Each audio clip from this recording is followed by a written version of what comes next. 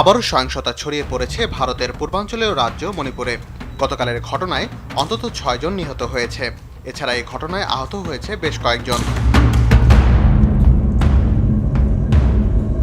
এতে করে seven sister অঞ্চল নিয়ে আবারও বিপাকে ভারত সরকার।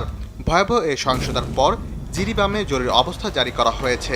জিরিবামের বিভাগীয় ম্যাজিস্ট্রেট নির্দেশনা দিয়েছেন, জরুরি অবস্থা চলাকালে একসঙ্গে ৫ জন বা তার বেশি মানুষ জড়ো হতে এবং সঙ্গে কেউ অস্ত্র বহন করতে পারবেন না।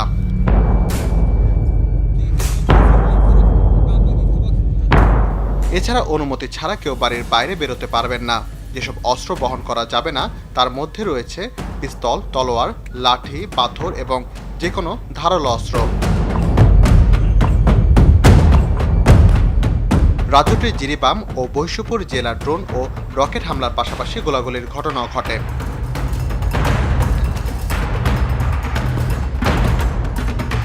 এই অবস্থার মধ্যে মণিপুরে পুলিশের অস্ত্রাগার থেকে অস্ত্র লুটের চেষ্টা হয়েছে। শুক্রবার দিবাগত গভীর রাতে মণিপুর রাইফেলস ব্যাটালিয়নের দুটি অস্ত্রাগার থেকে অস্ত্র লুটের এই চেষ্টা চালানো হয়। তবে অস্ত্র লুট প্রচেষ্টা ব্যর্থ করে দেওয়ার দাবি করেছে ভারতীয় নিরাপত্তা বাহিনী। গেল বছরের মে মাসে মণিপুরে জাতিগত সহিংসতা শুরু হওয়ার পর বিক্ষুব্ধ জনতা মণিপুর পুলিশের অস্ত্রাগার এবং জেলা জুড়ে অন্যান্য নিরাপত্তা পোস্ট থেকে ৪,০০০-এরও বেশি অত্যাধুনিক অস্ত্র এবং লক্ষাধিক গোলাবারুদ লুট করেছে।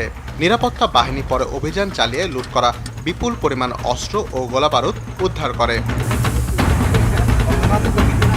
রাকিব হাসান, RTV।